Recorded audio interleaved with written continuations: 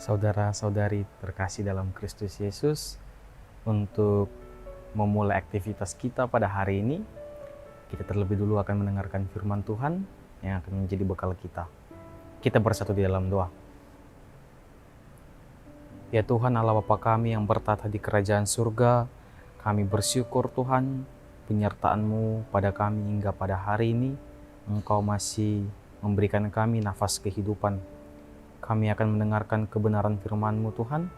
Ajarlah kami untuk mengerti firman-Mu.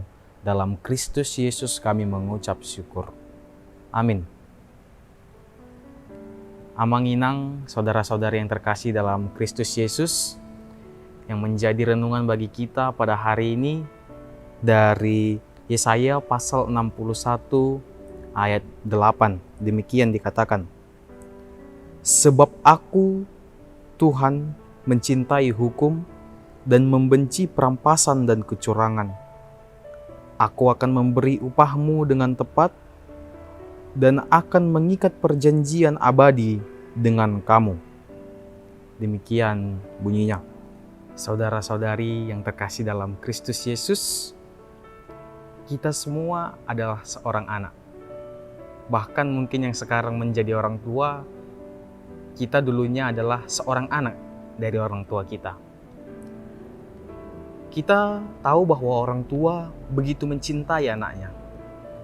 Orang tua pasti sangat perhatian kepada anak-anaknya. Orang tua akan mendidik anaknya dengan budi pekerti yang baik. Atau kita juga mungkin jika kita memiliki adik, kakak, pasti kita diajarkan bagaimana agar berlaku adil. Dan itu ditunjukkan oleh orang tua kita, bagaimana orang tua kita berlaku adil kepada kita, kepada kakak atau kepada adik kita. Dan juga mungkin keperhatian orang tua itu dan juga rasa cinta orang tua itu bisa juga dirasakan oleh orang-orang yang ada di sekitar kita. Dengan apa yang bisa dilihat oleh lingkungan sekitar kita, bagaimana orang tua kita berjuang dari pagi, bekerja hingga pulang pada malam hari demi kecukupan anaknya, demi kebutuhan keluarganya.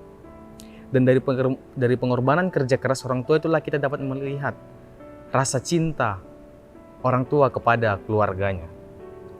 Saudara-saudari yang terkasih dalam Kristus Yesus, Tuhan kita adalah Allah yang mencintai hukum dan keadilan.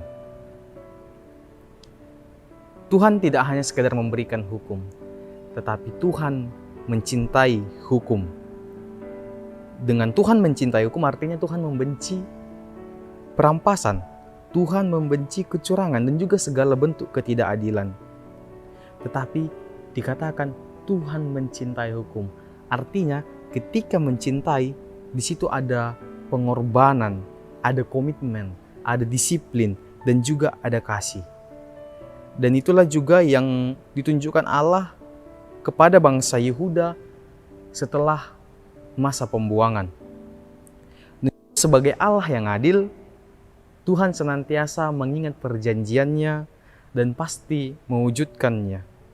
Inilah yang ditegaskan Allah kepada umatnya sesudah kembali dari pembuangan, yang mengingatkan Yehuda apa yang harus diinginkan oleh mereka berbuat sebagai umat yang beroleh kasih karunia. Setelah bangsa Yehuda keluar dari pembuangan, Tuhan hendak mengingatkan mereka apa yang harus mereka lakukan sebagai orang yang beroleh kasih karunia. Firman ini juga menjadi peneguhan kepada Yehuda agar mereka percaya akan pemeliharaan Tuhan dalam hidupnya. Karena Tuhan akan memberikan upah mereka sesuai dengan perjanjian Tuhan kepada bangsa itu. Saudara-saudara yang terkasih, demikian juga halnya orang percaya yang beroleh kasih karunia di dalam Tuhan Yesus Kristus yang mati dan bangkit untuk keselamatan dunia ini. Kita juga diingatkan agar mempersembahkan hidup untuk kemuliaan Tuhan dengan meneladani Yesus Kristus dalam setiap perilaku hidup kita di tengah-tengah dunia yang penuh dengan godaan dan juga tantangan ini. Kita sebagai orang percaya yang beroleh kasih karunia hendaklah tidak meragukan penyertaan Tuhan dalam hidup kita, karena kita yakin bahwa janji Tuhan adalah abadi. Martin Luther King Jr. mengatakan, ketidakadilan yang terjadi dimanapun adalah bahaya bagi keadilan dimanapun juga. Kita terjebak dalam jaringan mutualitas yang tak terhindarkan, diikat dalam satu pakaian takdir. Apapun yang memengaruhi seseorang secara langsung, memengaruhi semua secara tidak langsung. Artinya, kita sebagai orang percaya yang telah beroleh kasih karunia, hendaklah kita berlaku adil dalam kehidupan kita. Jika kita tidak berlaku adil, kita tidak berlaku adil hanya dalam lingkungan kecil, tapi bagaimanapun itu berdampak bagi pengaruh yang lebih luas, masyarakat yang lebih luas. Makanya karena ditekankan di sini bahwa kita berada dalam jaringan mutualitas, kita hidup dalam kebersamaan di tengah-tengah lingkungan kita. Maka apapun yang kita lakukan itu akan berdampak besar bagi orang lain. Maka dari itu kita diajarkan hendaklah menjadi seorang pelaku-pelaku keadilan yang mencintai.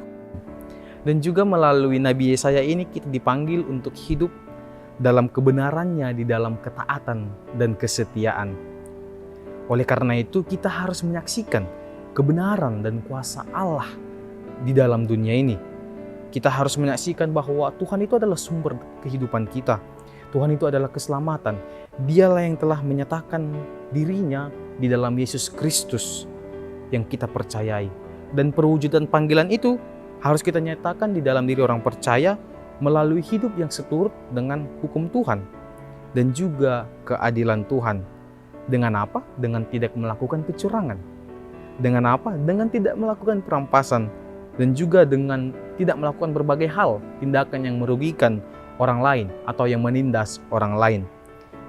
Tetapi melalui ini kita diajak, marilah kita sekarang memahami hukum itu bukan hanya untuk ditaati, tetapi juga untuk dicintai. Karena ketika kita saat mencintai hukum, maka kita mau berkorban demi tegaknya hukum Tuhan itu. Panggilan kita sebagai orang percaya adalah untuk menyatakan hukum dan juga keadilan Tuhan di seluruh hidup kita sebagai buah kasih Tuhan, sehingga dunia dapat mengenal Tuhan, bahwa Tuhan adalah Allah yang mencintai hukum dan juga keadilan, dan sehingga seluruh dunia dapat memuliakan Tuhan. Marilah menjadi pelaku-pelaku keadilan dimulai dari lingkungan terkecil yang ada dalam kehidupan kita. Amin. Kita berdoa. Ya Tuhan, kami bersyukur kami dapat mendengarkan firman-Mu di pagi hari ini yang dapat menjadi bekal kami untuk melakukan aktivitas kami pada hari ini. Kiranya Tuhan Engkau yang memampukan kami dalam setiap pekerjaan kami, dalam setiap aktivitas kami yang akan kami lakukan. Kiranya Tuhan dalam setiap kegiatan itu kami dapat berlaku menjadi seorang yang adil, seorang yang mencintai hukum. Artinya ketika kami melakukan pekerjaan kami tidak lepas dari hukum Tuhan, tetapi kami selalu berada dalam koridor seturut dengan kehendak-Mu Tuhan. Kami juga Tuhan berdoa buat jemaat-Mu yang mungkin dalam keadaan terbaring lemah, sakit. Kiranya Engkau memberkati mereka Tuhan melalui urapan Roh Kudus-Mu, melalui medis, obat-obatan, makanan, minuman yang mereka konsumsi. Kiranya dapat menjadi suatu kesembuhan yang daripada Engkau Tuhan, sehingga mereka dapat kembali melakukan aktivitasnya seperti sedia kala. Tuhan, kami serahkan hidup kami hanya ke dalam tangan pengasihan. Dalam Kristus Yesus kami mengucap syukur. Amin. Selamat pagi, selamat beraktivitas. Tuhan Yesus memberkati.